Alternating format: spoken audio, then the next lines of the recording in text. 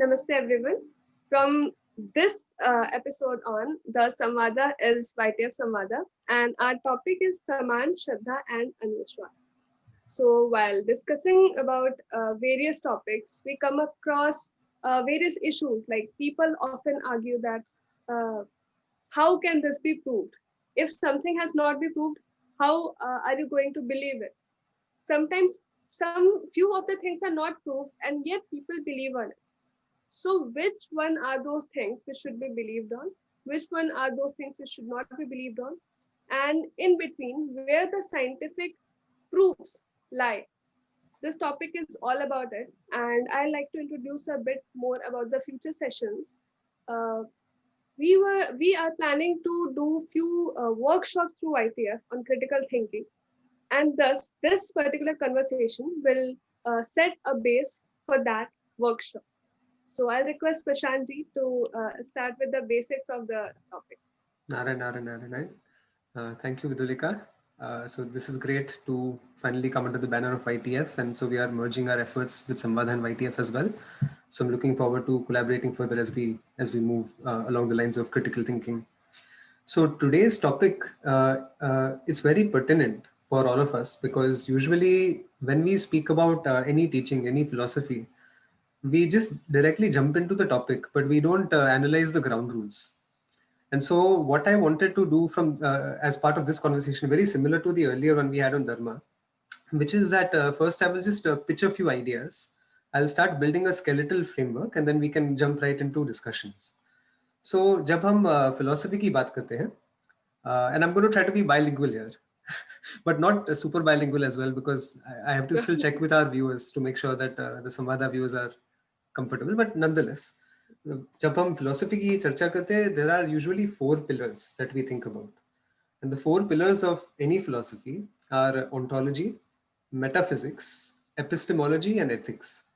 So all of philosophy can be covered under these four branches. So ontology refers to what is something. So for example, if I'm holding a phone, what exactly is it? What is its substance? What underlies the components of the phone? Like, it's basically looking into analyzing the nature of reality. Metaphysics, when we speak about it, some people prefer to merge ontology and metaphysics into the same expression. But I'm only forming a distinction because when we talk about our Vedantic teachings, especially, metaphysics plays a different role.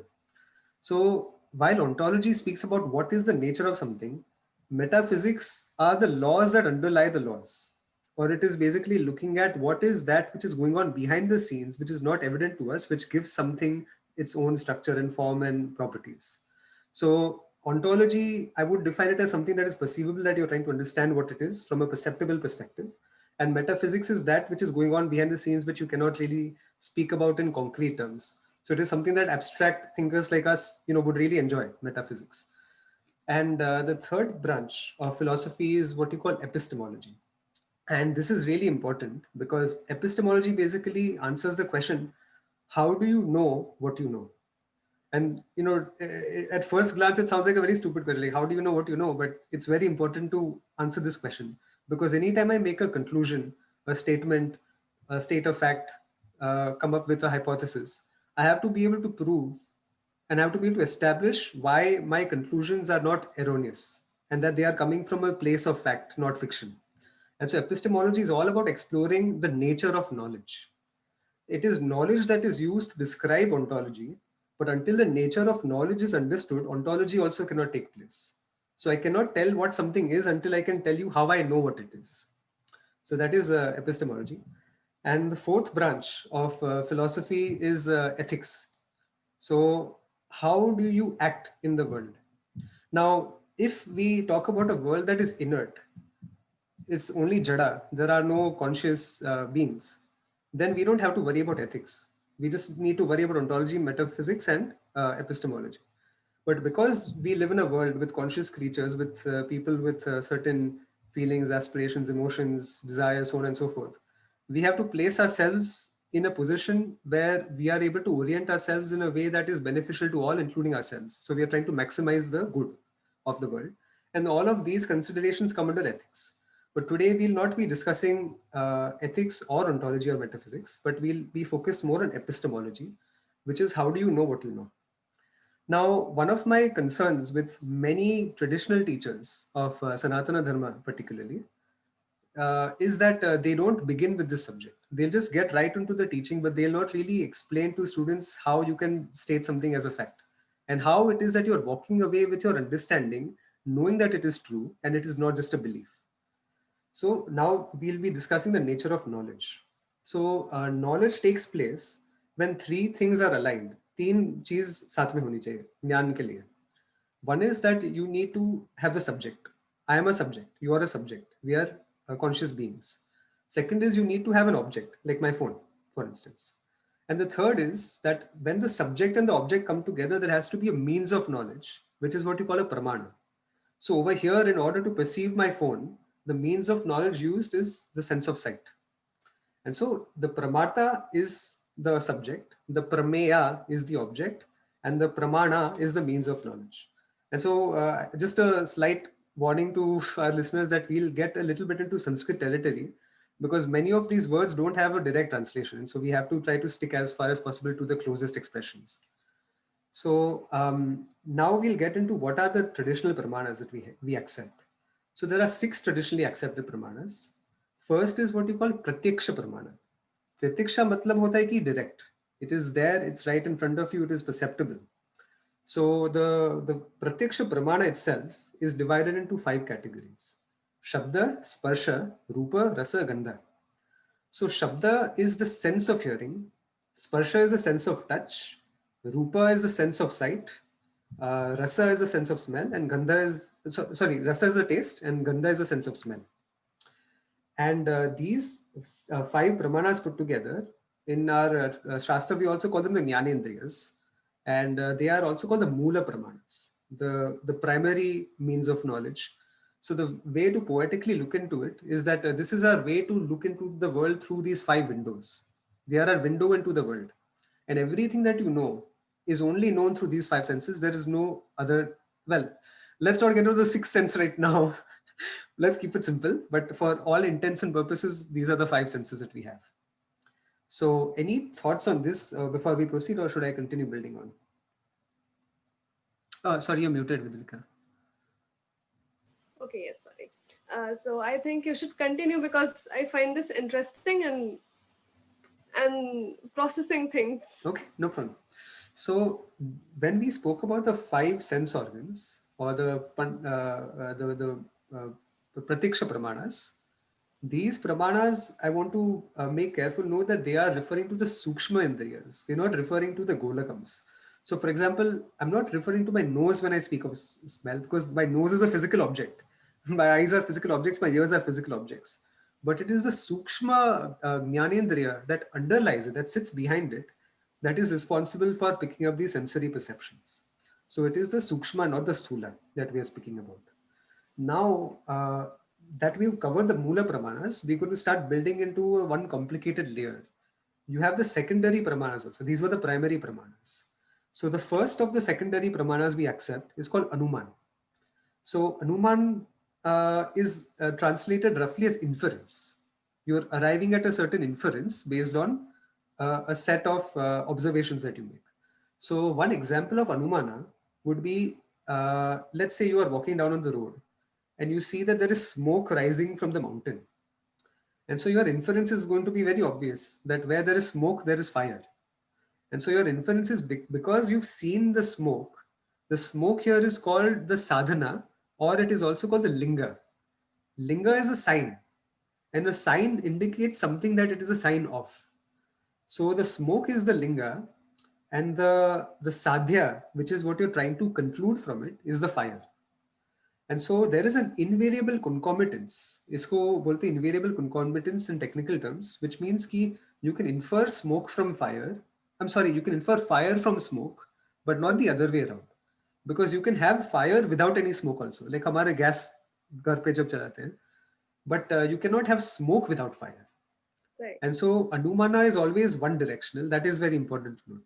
And sometimes people make logical errors by inferring it the other way also. Right. Now the second secondary pramana is what you call arthapatti. So this means ki you are drawing multiple inferences. So let's take today's example. Let's say, Viduleka has gone to Anugrah ji's place, Hmm. and she goes there every day to, talk about Batman for some reason. And every day Anugrah ji will take her weight on a weighing scale, and she'll be the same weight every single day, but she doesn't eat any food there. She goes back home. Hmm. So then the double inference drawn is that first, in order to maintain weight, you need to eat food. And the Right. second is that because she doesn't eat at my place, she must be eating at her own place or somewhere else. And so Right. this is what you call arthapatti. Now there is no way in which he is seeing these things happen, but yet he is drawing these multiple inferences based on the data points that he's collected from. So isko bolte hain arthapatti. That's number two of the secondary pramana, or it's number three of the list of pramanas. So Hmm. again, the first was pratiksha, anumana, arthapatti. Hmm. Now the fourth is called upama. So not the upama that we eat, but it's more like comparison. Right. So like for example, my father's name is Anup. So Anup means Hmm. incomparable, but here upama means you're referring to comparison. Yes. So that way, let's say Vidulika has not visited the US yet, Hmm. but she knows what a bull looks like because she's seen many bulls. Hmm. And then I tell her that Vidulika, there's a creature in the US called a bison. Hmm. And she's like, okay, how does it look? So I tell her, okay, imagine that there's a bull. Hmm.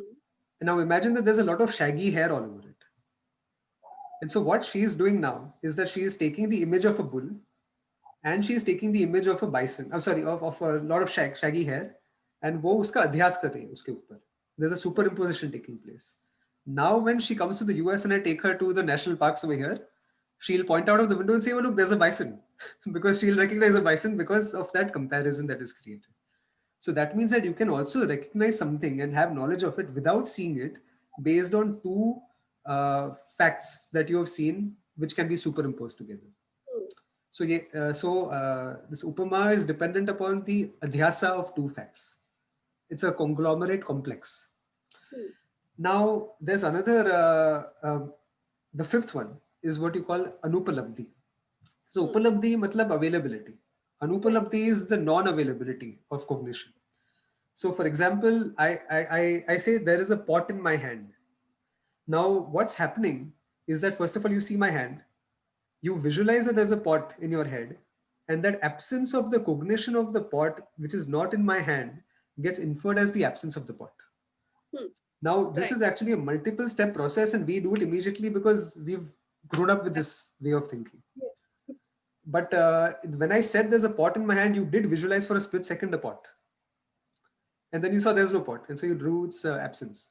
Now, somebody may wonder that this is such a stupid thing. Like, who needs this kind of means of knowledge? But it is very powerful because today, when you do, say, medical testing, you're testing Hmm. somebody's blood samples for disease or whatever. Hmm. What you are actually doing is Anupalabdhi process, which is you're testing for the absence of certain indications, Hmm. right? For example, like the sugar level will be within a range. If it is not there, then you conclude that no, you're not diabetic. Or if you're testing for cancer cells, or if you're testing for anything, this Anupalabdhi process is very important in the medical field for medical diagnosis. Yeah. Then, of course, you might be familiar with the Large Hadron Collider at CERN, and so they smash these particles at very high velocities together, and then they have a hypothesis. It's called the standard model of quantum physics, and within that standard model, they have predicted that certain not elements but certain subatomic particles will be discovered based on this model. And what they do is they look into that whole vacuum chamber, and they find that these elements are there or they're not there. And Hmm. based on that conclusion, they will either verify that model or they will reject that model, and they will update the model. So a few years back, you might have made a note of this Higgs boson that was Yes. discovered. Sorry, one second. So the Higgs boson that was discovered, it was actually based on a hypothesis they created, and then they discovered it as well as part of their experiments. Right. But if they had not discovered it, then this would be Anupalabdhi. Now, Right. speaking of Andhavishwas, our good friend Jaggi Vasudevji, he went on a talk show to speak about the Higgs boson, which he had no idea about. So these are things that we have to avoid, because if it's not in your expertise, let somebody else handle it. Yes. Right. So sorry, I didn't mean to be so critical, but मन में आया तो. So okay, now let's say we've covered the list of pramanas that Hmm. everybody usually accepts. Most Hmm. people with common sense accept these pramanas. Now I say most people because there are actually some traditions which do not accept all of the pramanas. For example, हमारे जो चारों का friend थे, they did not accept any of the secondary pramanas. I believe they did not accept Anumana also. And Okay. so I used to joke with one of my friends that that's why they went extinct, Charvakas, because they did not infer the fire from the smoke and they all got burned to death. But then that way there are certain other sampradayas and traditions which do not accept all of these five pramanas. They accept them in different orders. Some don't accept Anupalabdhi, so on and so forth. It makes common sense uh, to accept all of these because each of these pramanas have certain applicability. Now, my question is what pramana do I use, suppose, to ask you how you're feeling right now? Can I use any of these pramanas to know how you feel? I think so. It will just be whatever I tell you, you have to believe on. Yes, yes. And so that is actually the sixth pramana that we accept. It's called Shabda pramana. And so let's say, you express that you're hungry. I have no way of knowing it until you tell me you're hungry. Or you tell me that, oh, today, you had a great day. I have no way of knowing that. You tell me your favorite food is dosa. I don't know that. I take what you say at face value. But now, Right. a pramana, when it's a Shabda pramana, it it cannot be a pramana if it is not a reliable statement. So Right. therefore, in order for something to be a pramana, the person must be a person of integrity. The person, must be speaking from a place of truth and from a place of knowledge. Now, sometimes you may think that you're speaking the truth, but you may be ignorant about it yourself, and you may be expressing it very honestly and sincerely, and yet it is untrue. So Yes, right. such statements cannot be considered pramana. For a statement to be considered as Shabda pramana, what you say has to be true. It has to be true to the fact.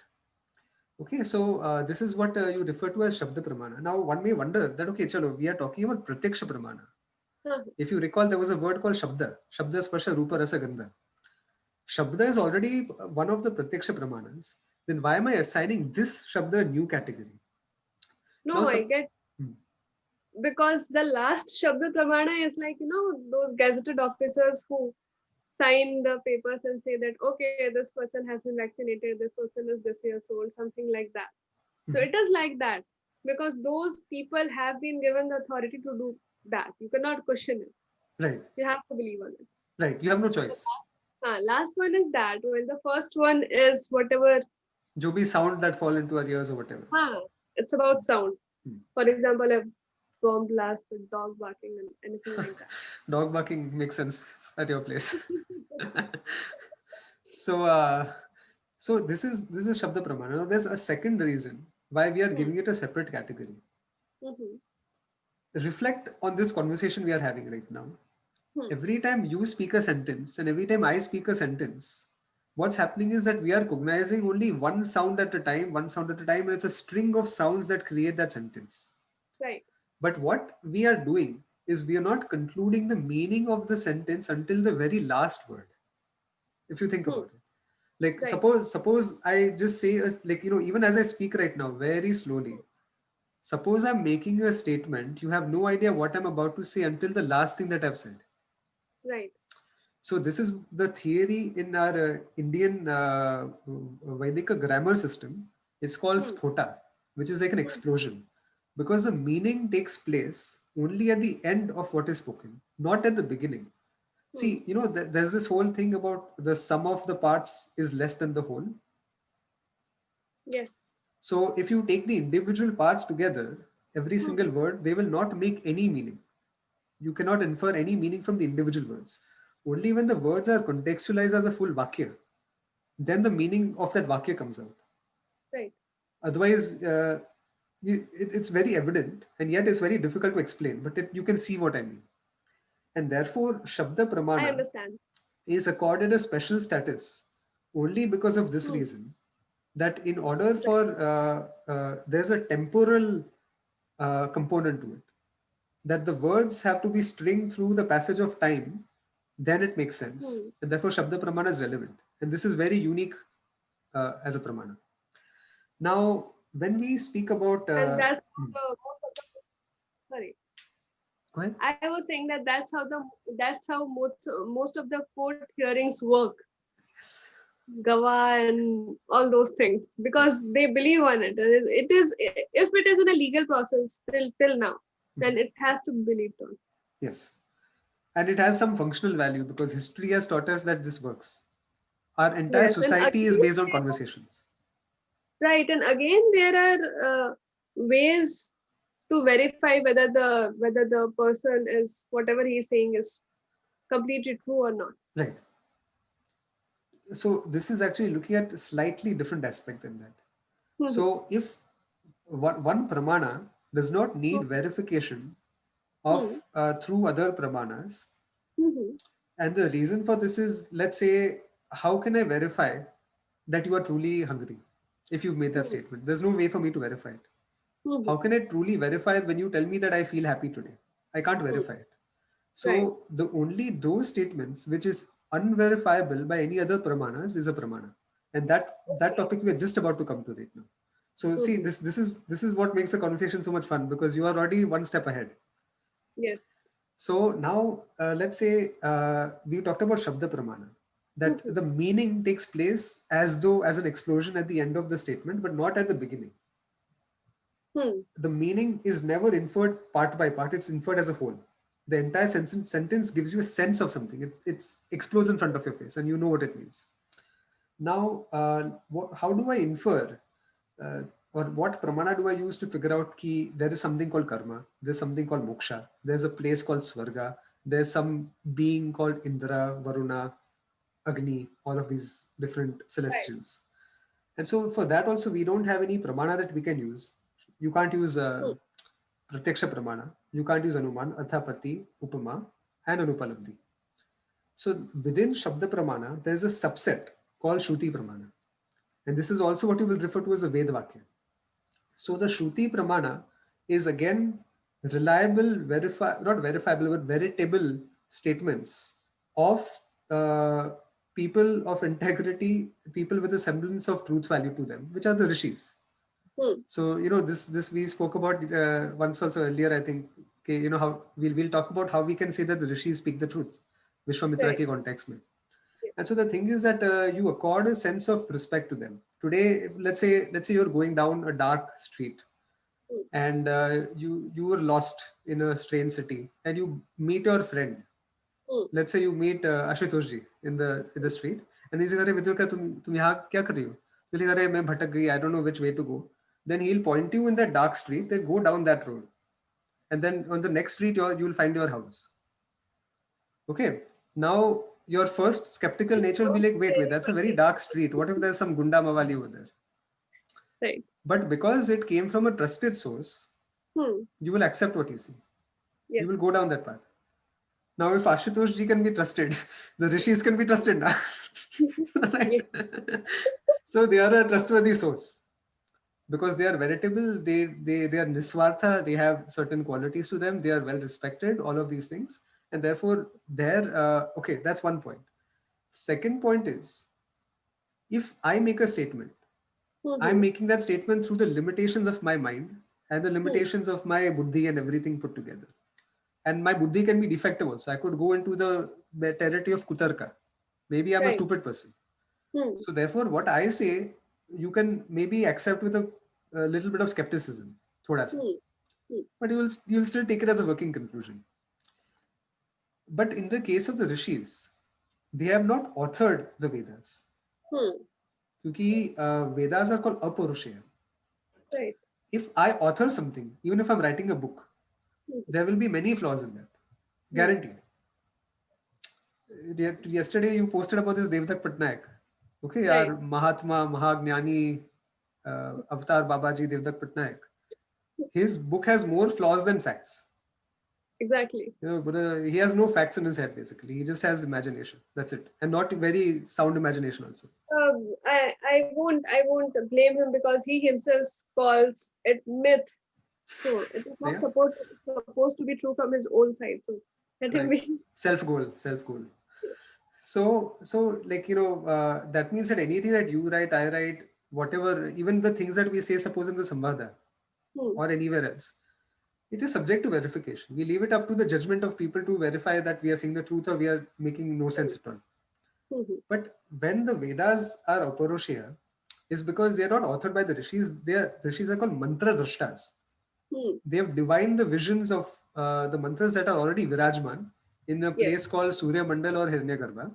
And from Hmm. there, through the deep meditation, so let's all get into the process, but they are able to see the mantras as they are, and they only pass it on as a matter of fact. They don't Hmm. add any color to it. खुद का Right. मन का जो भी, they don't add to it. So therefore, that degree of veritability goes up substantially.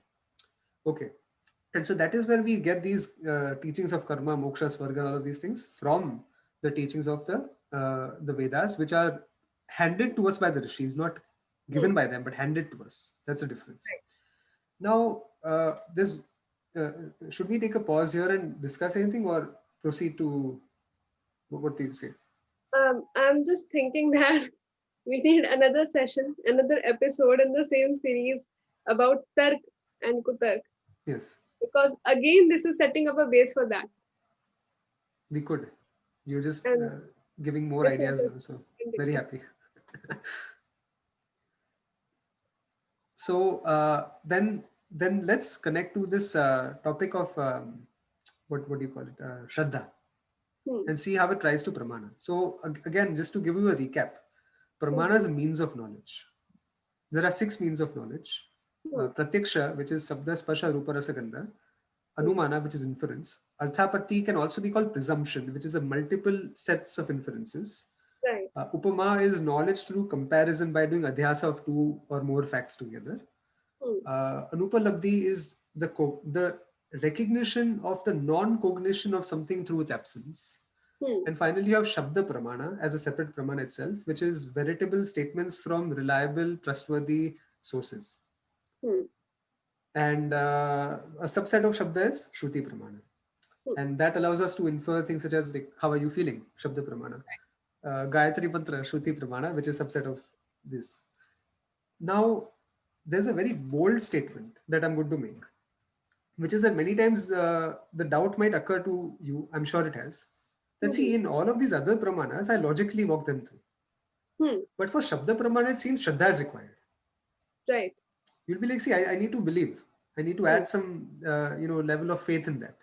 Hmm. And what I'm going to say is Shraddha is required for all pramanas, not just one.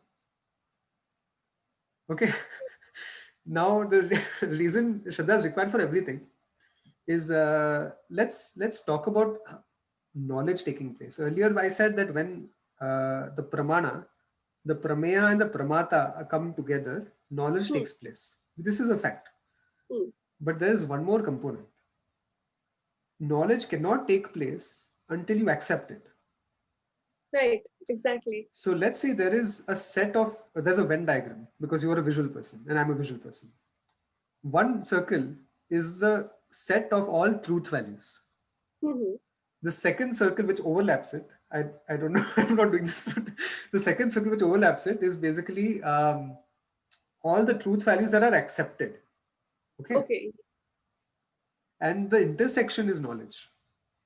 Hmm. Suppose there is a fact that the sky is blue, but you say, "Ki, nahi, nahi, I don't accept it," then that will never be known to you as knowledge. Suppose there's a fact that there is truly an animal called a bison, Hmm. but you're like, "Nahi, nahi, I don't want to accept it. It's not knowledge to you." Hmm. Fact only becomes knowledge when it is accepted consciously by the individual. Exactly. Or same way, these Nastics. Suppose you say, Hmm. okay, there is something called karma. Hmm. Suppose you go and step on a cockroach and you kill it just for fun. Right. There is a karma associated with it. Yeah, I don't accept it. Then it's not Hmm. knowledge to you. But if you have knowledge, you have the power to transform your behavior also. Then you will Exactly. know, okay, I should not go and kill something just for fun, out Hmm. of just my amusement. Hmm. So okay, so therefore, for something to be known to you, it has to be true, and that truth value of whatever that thing is that you're doing must be accepted. This is Okay. knowledge. I want to add something to it. Mhm. I was discussing this with one of the speakers from YTC. Mhm. So he asked what is knowledge, and I answered it in a different way. For example, you are taught multiplication when you are like 3 or 4 in class third or fourth, something like that. Mhm. You just learn how to do it. You have not internalized it. For example, if you are asked to just a second, if you are asked to do multiplication when you are in class third or fourth, you do it systematically. You go through all the steps and do it. But now, when I have learned it for more than 15 years, I don't have to go through each of the steps because I have internalized all of its essence. I know what's going on behind. I don't have to follow a path. So now it's knowledge. Earlier also I had accepted it, but I don't define it as knowledge until I have internalized it. And I have one joke about it. I often say this to my father that uh, I learn the subjects I have read 1 year after I have passed that earlier class. Means I if I passed class ninth in 2010, then by the end of 2011, I may understand all of the things which I had studied in class 9. Yes. So now I can do anything with it. I can play with it. But in class 9, I would have only be able to uh, solve the questions, something like that. I would not have been able to play with it or make better questions or solve new kind of problems related to the same topic. Yes. No, So that's very true. hmm. Can I add a couple of layers to that? Yes, sure. So suppose somebody's you memorized a multiplication table. Let's say 11 times 5. So you know it's 55, right? And you just memorize it. You don't know what it really means. What's going on behind the scenes, as you said. It's 11 plus 11 plus 11 plus 11 5 times. That's what's going on. And then for that multiplication to be known, you need to know additive rules. For division to be known, you need to know additive and subtractive rules and multiplication rules, all of these things. So there's a krama involved over there. But at the same time, suppose there's a person in third standard. I think, yeah, that's when you learn multiplication. And you ask that person, what is 11 times 5? And that person says 55 because there's a multiplication table that he's memorized. Right. I would still say that 55 is knowledge. But here's the difference between your knowledge today and your knowledge when you were in third standard. In third standard, you only knew that one conclusion, which is knowledge of that final conclusion. Today, you know the entire chain of conclusions that lead up to that conclusion. So you have knowledge of each individual component as well, whereas then you had knowledge of only one component. So I would not say that the knowledge is not there, except that the knowledge was restricted and limited only to what you were trying to solve. And today you have knowledge of the process.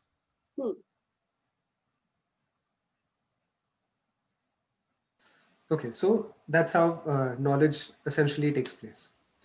Now, the argument that I was making is that knowledge is required for all of the pramanas, not just Shabda.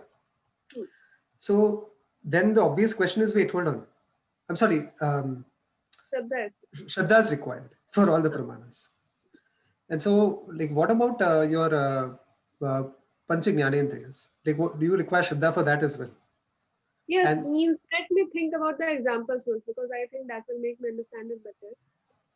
When we talk about the Jnanendriya, I have to believe that if I touch something and my sense of touch is working well, and that's why I can feel that whether it is cold or soft or whatever.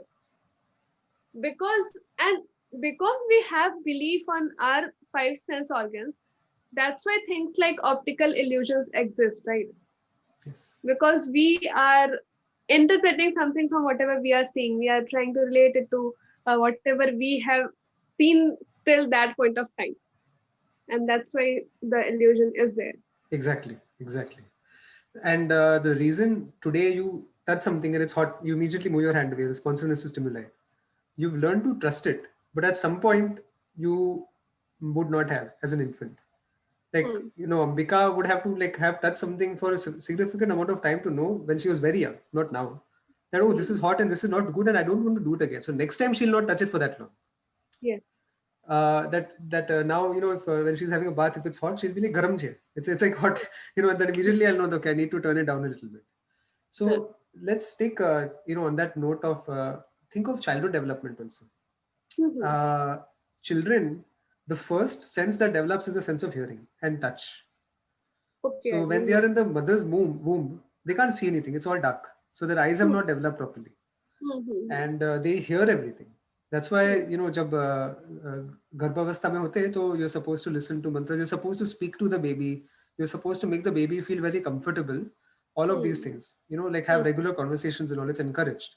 And so that when the baby comes out, more than anybody else's voice, it recognizes the mother's voice first. And so the baby does not recognize the mother by sight. Suppose a newborn infant, like let's say 1 day old, sees the mother, he doesn't have a concept of seeing the mother, doesn't know who the mother looks like. But And 1 day old babies do not have developed they don't even eyesight. have developed eyes, first of all. It happens They after just a few weeks. lights and black and white or something like that. Right. But let's say, you know, even a couple of weeks, in fact, like they can't see beyond 6 feet in the first couple of weeks also. Then their length of sight increases, the amount of that they're able to see. So their sight develops later, and only when the sense of sight has developed do they begin to rely upon it. And that also, they don't rely upon it to start with. They rely upon it only when it has led to certain useful conclusions for them. Right. So, like, let's say, you know, after a few weeks when the baby sees the mother, it learns to associate the voice of the familiar mother with the face of the mother.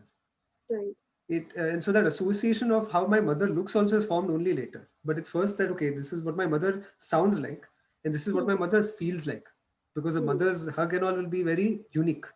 Everybody's touch to the baby will be very unique. And that's why it is suggested that different people touch the baby, you know, they'll pet the baby, they'll caress the baby, they'll hug it, because the baby will learn to recognize everyone's touch. And Okay. you know, these days, like, children are actually touch deprived. Like, there's a More whole, about sorry, I am saying that I used to think that it is more about smell. smell also, Okay. everything, like all of these things, but eyes later. And you know, there's this whole theory about like babies being touch deprived in infancy. And then you know, and the more you touch them, the more you caress them, the more self-confident and you know, emotionally sound they grow up to be. So all of these theories are there. But you know, coming back to the point is key, even in your pratiksha pramana, shraddha has to be developed. It doesn't Right. come immediately. Okay, then what about in the secondary pramanas? Let's take the example of anuman. When I say there is smoke, there is fire, I need to have seen that conclusion before, once at least, before I can infer it. If I have never ever experienced fire alongside smoke, the next time I can never identify that concomitance between the two. So only when I've seen it once, then I develop Shraddha in it, and then I can use it as a toolkit. Right. Same thing with Adhyapati. When you play peekaboo with a baby, like, you know, you cover your face this way, and you're gone, and then you're back, and you're gone, and you're back. The only reason this works is because they don't draw those multiple inferences to understand that your hands are connected to your torso, your arms are connected to torso, your head is also connected to torso. Then therefore, if you cover your head, it doesn't mean your head has disappeared. It's just been hidden. It's not disappeared. And so then they'll draw this correlation only later on, but they don't know that they are doing it.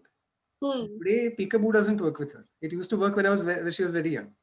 Yes. So therefore, every single pramana requires a little bit of shraddha.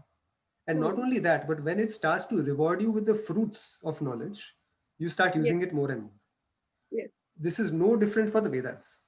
So what is Shraddha? Now let us understand that in a technical sense. So Shraddha is basically, my Guruji explains it in a simple way. He says it is trust pending understanding. That means that I suspend my judgment until I understand what is said. I do not start by rejecting it. Right.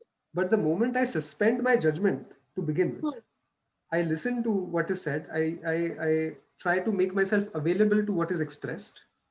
Exactly. And then I try to understand that what the other person is saying, that person is a good player, not a bad player. In the sense that that person, what he or she is saying, is not coming from a place of falsehood. It is my responsibility to first try to understand. Then, after you understand, even if you disagree with it, that is okay. But you must give the other person the opportunity, or the Shastra the opportunity, or the Guru the opportunity to express fully what is being said without prejudgment. Right.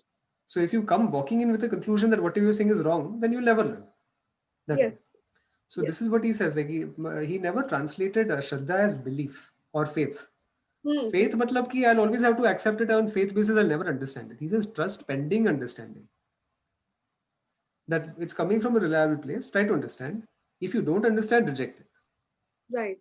Or even better, if you don't understand, try to ask questions. And if you still don't understand, then reject it. Yes. So that is the whole process of Shravanam, Mananam, Nidrasana and all that, which you are, I'm sure, familiar with.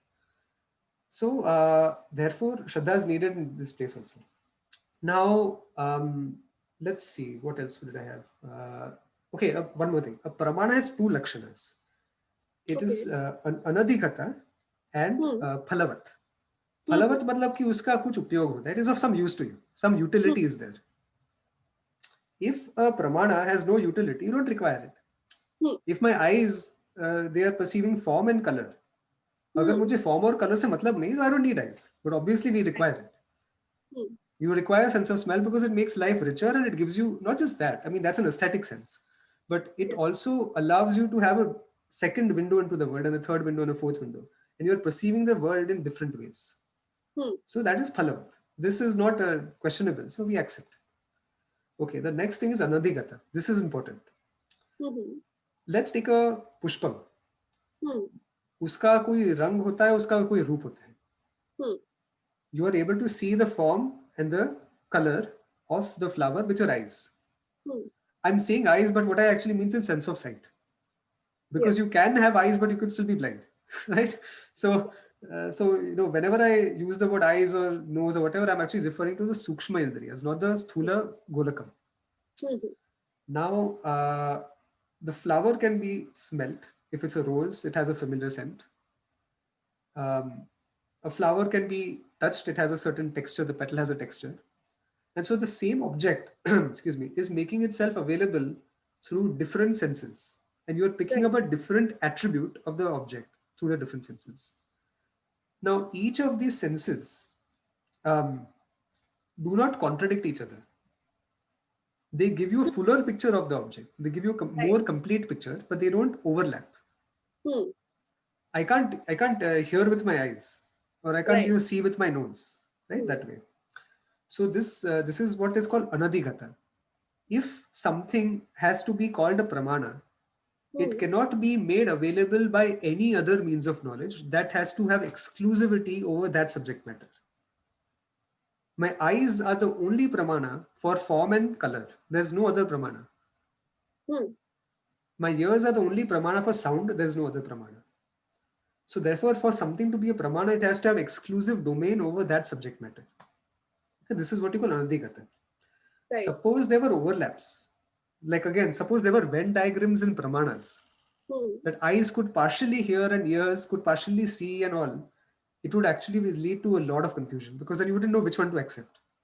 Suppose there's a contradiction between the two. If one of them is not working properly, then it will cause a great confusion. Right, exactly. And so there cannot be any overlaps. They are distinct circles. The entire population is only in one. It's not shared across two. Okay, so this is anadhigata. And this leads us to the concept of pramana kop. Pramana kop ka matlab krodh, anger. And the Shastra says you should not earn the anger of one pramana with another pramana. It's a poetic way of saying ki sab apna uska khud ka malik hai. Okay. If one pramana interferes with the other, it will get angry. It's a way of putting it. This sounds very good. Yeah, it sounds poetic, no? Yes. So okay. So this brings us to the connection of Shraddha and Pramana. Any statements here or discussions? Then we have one more topic, and then we can go full on into discussion. No. I'm thinking that when in our usual discussions, for example, people talk about scientific proofs, all those things which I mentioned in the introduction. Most of them lie in the third category, right? They all lie in the secondary pramana category, yes. Secondary pramana, and what was the third one? I'm bad with remembering the terminology. So first pramana we looked at was pratyaksha. That's called mula pramana because every other pramana works only because of pratyaksha. Yes. Second was anumana. So science will use anumana. Third is arthapatti. Science will also use arthapatti, presumption. Hypothesis building is presumption. Fourth is hypothesis testing is actually anupalabdhi. You have something like null hypothesis in statistics, for Yes, example, yes, right? yes. And then you have to prove it. So all of That these is things, it's Anupalabdhi, hmm. Upama. Now, why do I say Upama? Let's take an example for each of these scientifically. That will Yes, be that useful. will be easier for even me to understand. Huh. So Anumana is to very clear ki where there's smoke, there's fire. And so therefore, what things that you cannot see can be inferred through the linga. For Sadhya, example, we use certain kind of indicators during chemical testing. litmus test. There you go. That's Anumana, right? Yes, So if the thing turns red, it's acidic. yes. Now, the second is called Arthapati. Again, Hmm. it's like multiple step inferences. So sometimes when you have a chemical experiment, you'll Hmm. have multiple steps, right? So you'll have that titration thing, and then Yes. this much you do, then you do this, then you do this, then this will happen, and so on and so forth. So For multiple all getting inferences. Ha. Then the third is Upamana. hmm. Upamana, well, that's fourth in the list. Yes. So Upamana means comparison. So let's Hmm. say you have a periodic table. Hmm. Suppose you have the halides, or you have the group of metals and you have the group of non-metals, right? Hmm. Or you have the group of acids versus a group of bases. All of these things, like more acidic would be like to the extreme, like chlorine and Yes. fluorine and all of these things. They would have more acidic component to it, or oxidizers you can put it, or reductors and whatever, right? So that way you can say, okay, if fluorine has this property, Hmm. and because just below, no, I'm sorry, just above chlorine is fluorine with a atomic number of 9, I think it's Hmm. 9, then they share certain properties because they fall in the same category. Same way I can say sodium and calcium like share certain properties because they are around the same region. And then I Right. can say carbon, today we have this whole discussion about different types of life forms. And so we say Right. there's carbon life form, there's silicon based life form, possibly could be there in alien life. So why do we come to that inference? Why do scientists say that maybe we should look for silicon based life form? Because Again. silicon comes right under carbon in the periodic table. So this is again Upamana. That means that you can draw certain correlations and comparisons. It's like in all correlations also when you talk about it is Upamana in some sense. Then the next one is Anupalabdhi, which is knowledge Hmm. of the absence of knowledge through the absence of cognition, which we spoke about that, okay, if you Hmm. do not find a particle in the collider, that's Anupalabdhi. If you do Hmm. not find a certain lipid or certain cancer cell in your blood sample, that's Anupalabdhi. So it is Hmm. helping us negate certain things. So it is used for medical testing. It is used for scientific hypothesis nullification. It's used for null hypothesis in statistics that way. Hmm. So every single possible domain of science that you can think about comes only under all of these. There's Right. nothing outside of it. Right. Hmm. And that's why we say that even okay, so now that fun part comes, right? Ki, oh, many people say Vedas are scientific. If Hmm. Vedas are scientific, go study a science text. We don't need the Vedas, they're kachra. If Vedas can become arrived at through science, then why do you need the Shastra at all? You don't need to go to a Exactly. guru. Go to a school. But because the Vedas offer something distinct, Pramanakopa, they don't Hmm. overlap. Hmm. That is why you need the Vedas. I can't understand how to build a rocket ship if I study the Yajurveda. Hmm. I need to go to aeronautical engineering. Hmm.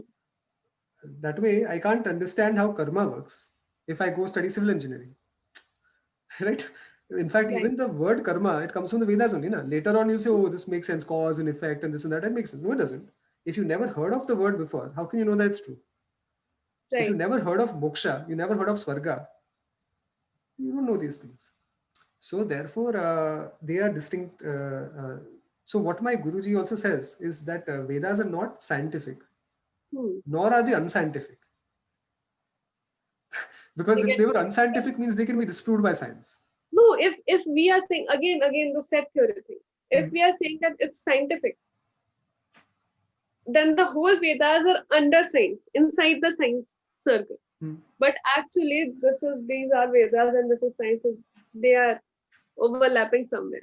They don't They overlap. sorry. They don't overlap. Okay, they don't overlap. They don't. Okay, Because, so maybe my understanding is also a little bit odd. no, no, no. Okay, so then I need to add one more layer to this. Good point. You may find certain statements, suppose in the Vedas, which may seem scientifically true. Suppose those statements are not pramana vakyas. They are called anuvada. Anuvada matlab restatements. It means Okay. they are to be seen as, I won't use the word redundant, but you can say they are a repetition of what is already known. Okay. Those Yes. statements do not come under the pramana. Suppose Okay. Vedas say, chalo, let's say, it says there's a benefit to waking up at a certain time. Hmm. And there's a benefit to offering argyam to Surya Devata and all of these things. And then you can see there are certain benefits that come to it scientifically also. Hmm. You can say that, chalo, it's good for your health. It keeps your circadian rhythm going. Hmm. It maintains your sleep schedule, this, that, and all. You can say those things. Then that becomes Anuvada. Hmm. The benefit of the Veda, which is not the Anuvada part, is that chalo, you offer argya and all, there's a fitness component to it, to your health. Hmm. Hmm. But there is also what you call a purva component to it. Right. Or that is what you call uh, punya karmas associated with it. That Hmm. means when I offer something to Devta, I Hmm. also get an associated punya karma that science cannot speak about. Right.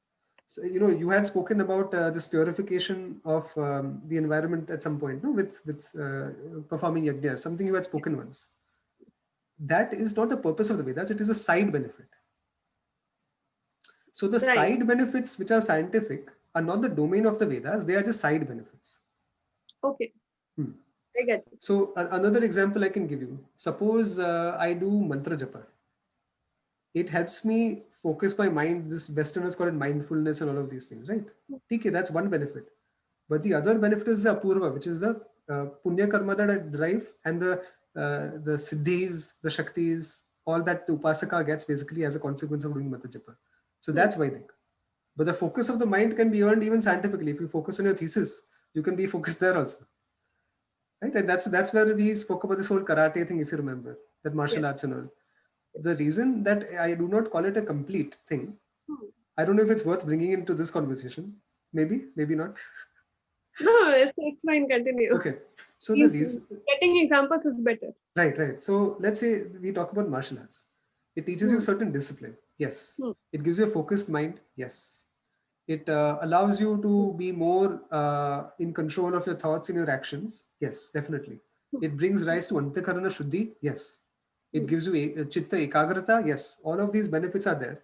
They can also be earned through other means and other sadhanas also. It is true. Hmm. But then there's that purva is associated with it. Hmm. Say through Ishvara Pranidhanam and all of these other things, which are unique to the Vedas. That Get means it. that wherever there are overlaps, those things are not pramana. They can be spilt into either direction. Hmm. You can add it to the Vedas also, you can add it away into science also. But Hmm. that place where there are no overlaps, that is actually what you call pramana. Pramana Right. will not have overlaps. I'll give you another example.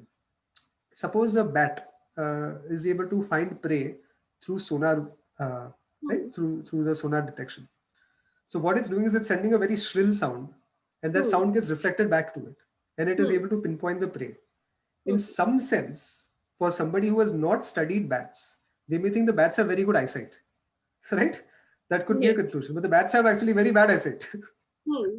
They have great hearing. That's what it is. Yes. So when I was young, like I wanted Hmm. to get a dog whistle, Okay. and dog whistle humans can't hear, but Yes. only dogs can hear. And when you do it, they'll get very excited. And I wanted to play pranks on these people that I would want to like blow the dog whistle, and then all the dogs will start barking and nobody will know why.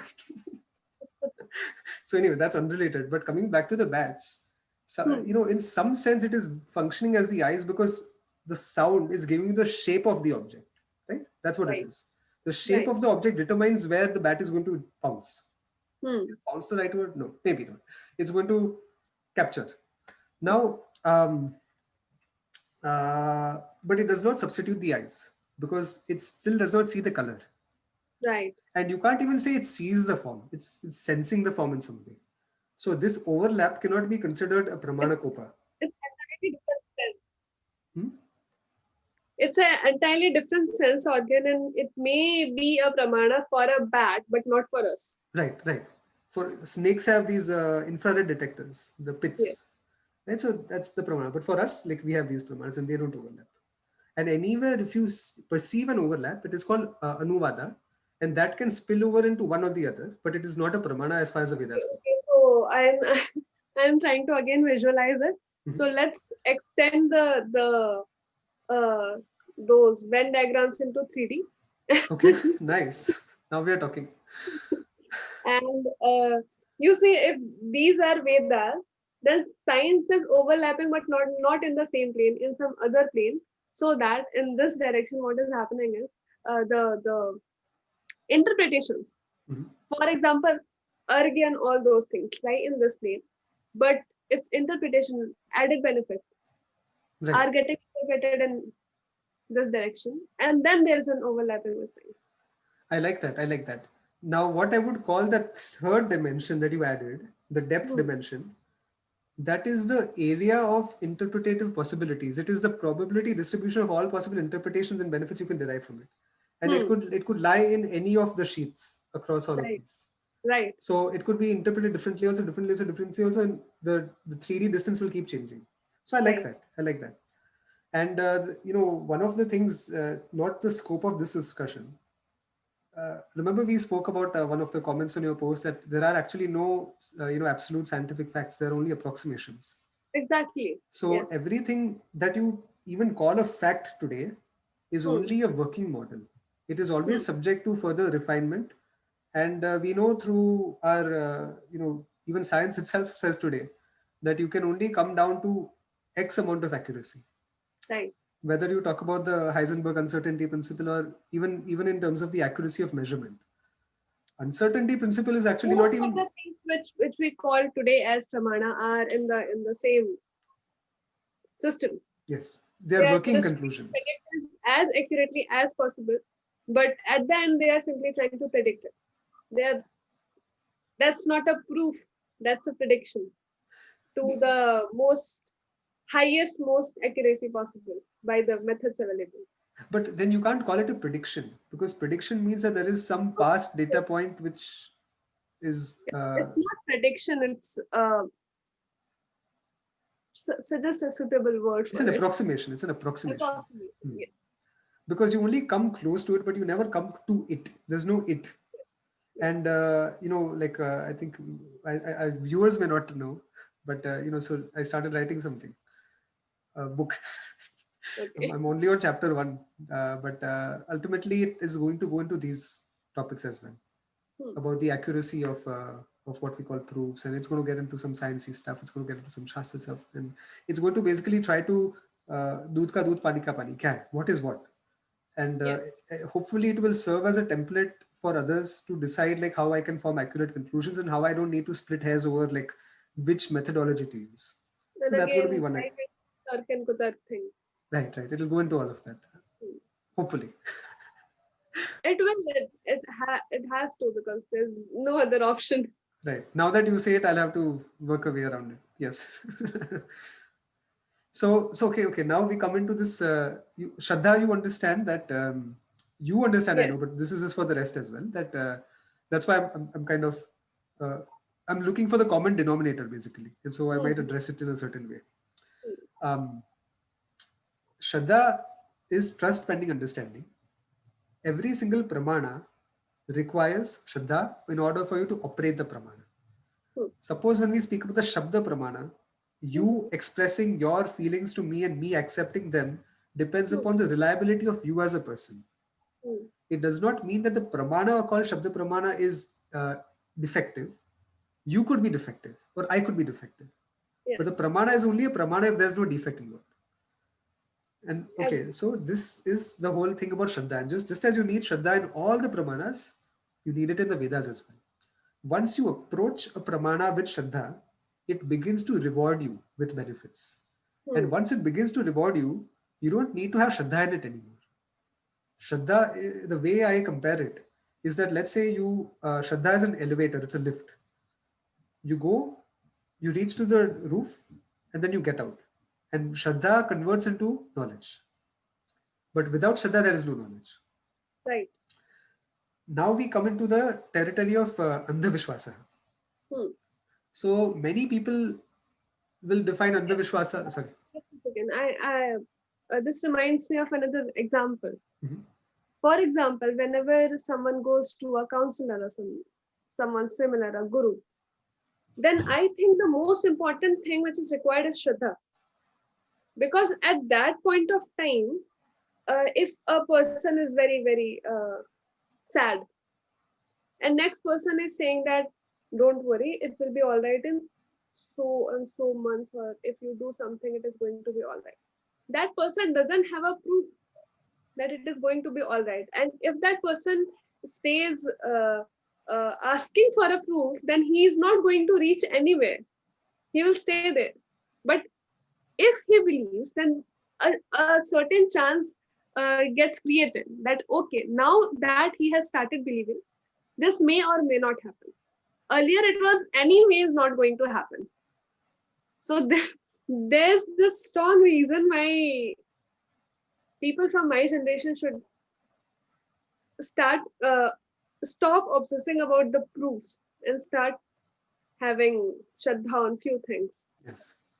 And what you said is a very, very wise example. Because there's a similar example my teacher says, which is, let's say, this whole thing about a person has not seen throughout his life. The person was born blind. And then the doctor comes up with a revolutionary new technology which allows the person to see. And so he performs an operation, he fixes the optic nerve, whatever issue that the person had. And then the person's eyes are bandaged after the operation. And so the doctor says, okay, I'm about to open the bandage. Let me know if you're able to see. Then that will confirm whether it worked or not, right? Only you can confirm it. But the patient is very stubborn. He says that, no, I will only open my eyes if you can guarantee that I'll be able to see. And the doctor says, but see, in order to guarantee that, you have to tell me that you can see. There's no way for me to assure you that. So same principle, that whether it's a counselor, whether it's a teacher, whether it's anybody, we assign them that benefit of the doubt, because only when you give them that benefit can you allow them to work through you and work upon you with an open mind. And then there is at least a 50% chance it might work. Maybe it doesn't. But as you very rightly put, it's 0% versus some percent. And you'd rather go with some percent. So very true. And so then we look into this Andhavishwas. So many people say, oh, Andhavishwas means something which has no proof, and that is Andhavishwas because you accept it. I mean, I believe that for some point when I used to be very hyper logical when I was like 17, 18, 19 years old. And then I started thinking more about it. It's not, there are many things which don't have proof, doesn't mean they are false. Right. Before you could see radio waves, before you could detect radio waves through receivers, it doesn't mean they didn't exist. It just means that you didn't have a way to pick them up. Today you can tune into a frequency, AM, FM, whatever, and some song will start blasting on the radio.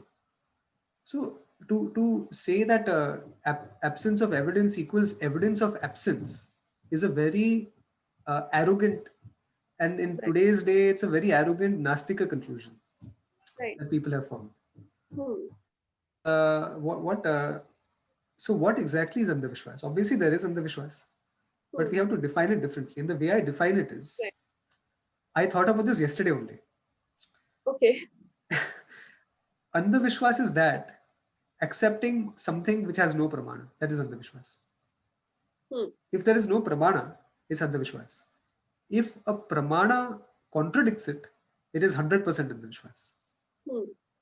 So suppose I say the sky is yellow at a given time and it is blue. That is Andhavishwas because it is contradicted by my Mula Pramana, which is Rupa. Yes. Same way, if somebody says karma does not exist, that is Andhavishwas. To say that it does not exist is Andhavishwas, not the other way around, because it goes against the Veda Pramana, Shruti Pramana. But now suppose somebody says, "Arey, this, the black cat crossed the street, take a few steps back."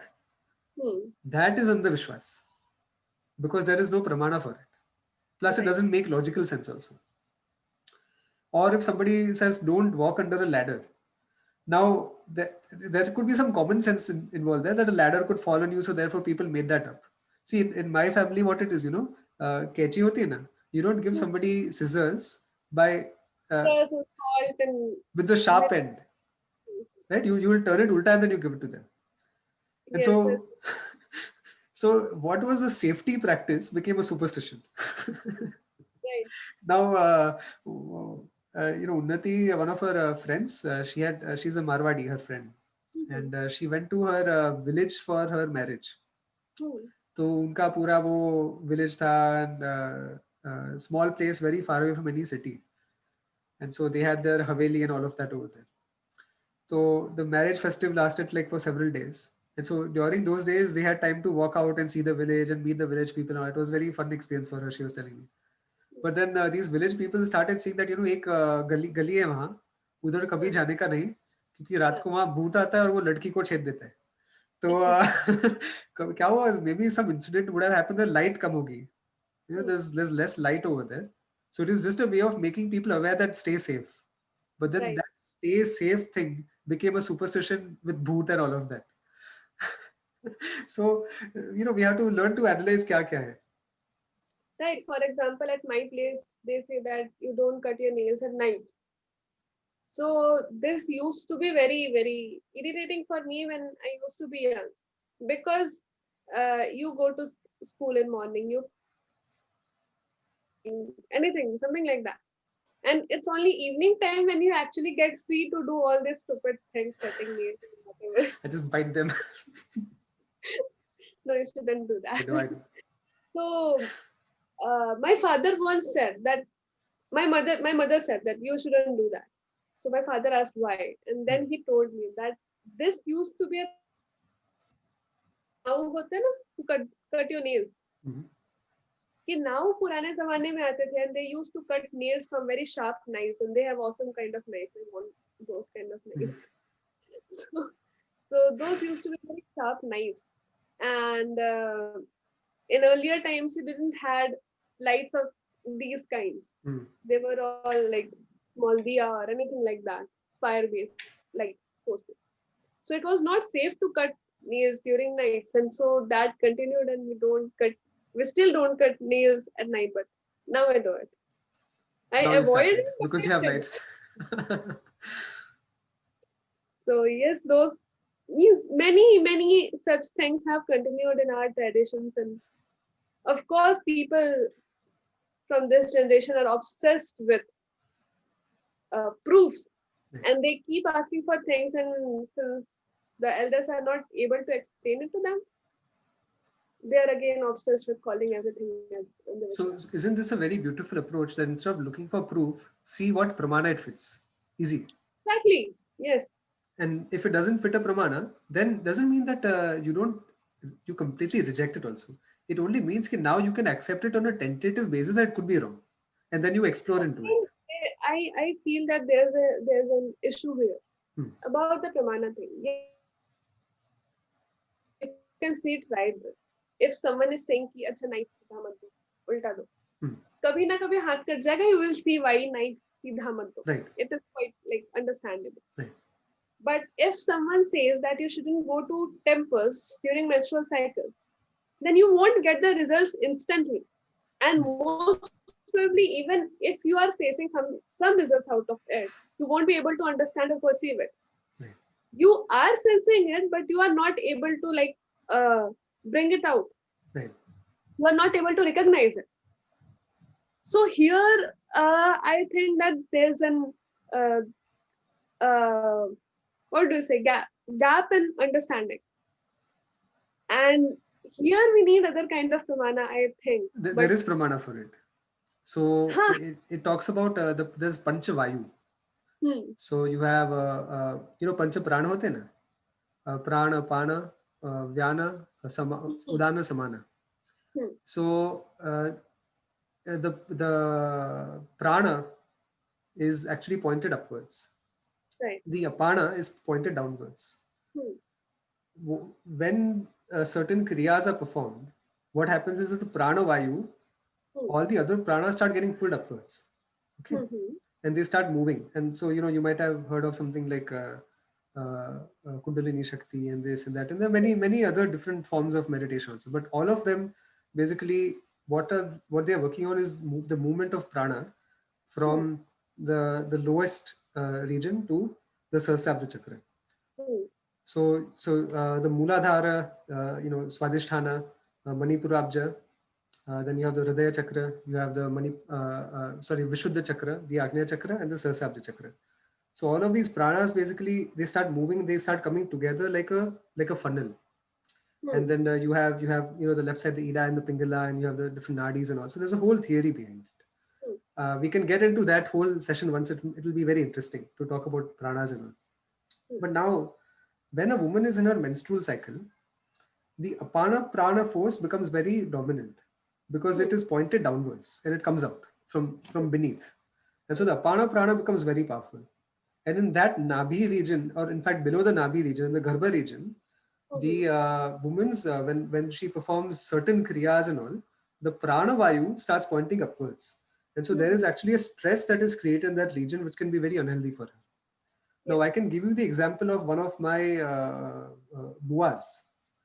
So she is into all these sadhanas and all.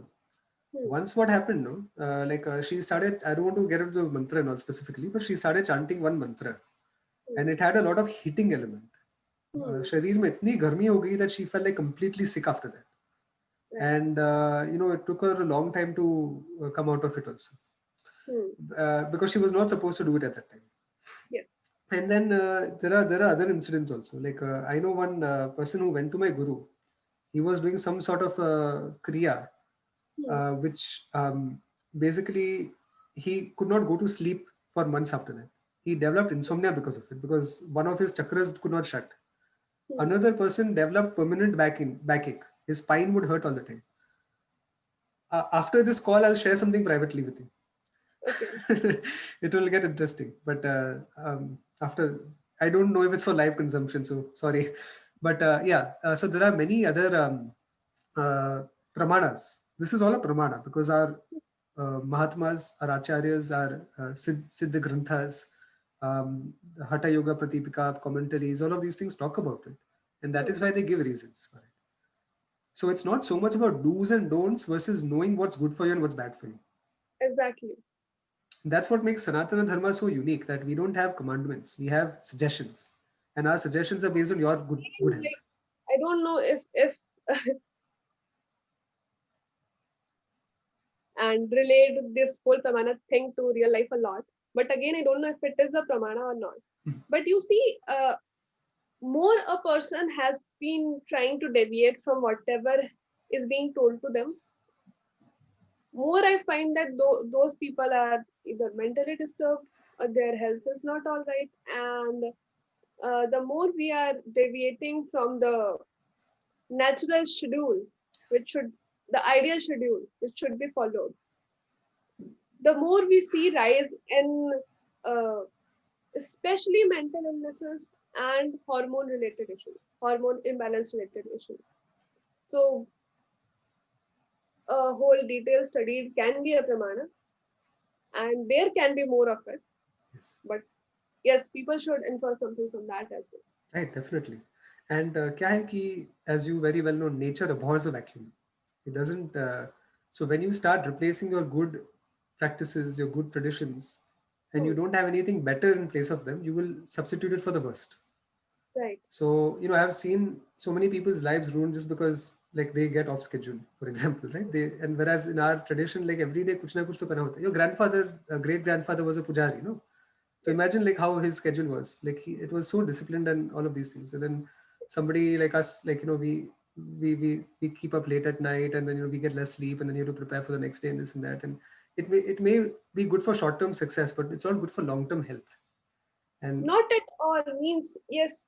My goal is always to be in a certain kind of schedule. Yes, from the past 2 and 3 years, I have not been able to manage it because of several reasons.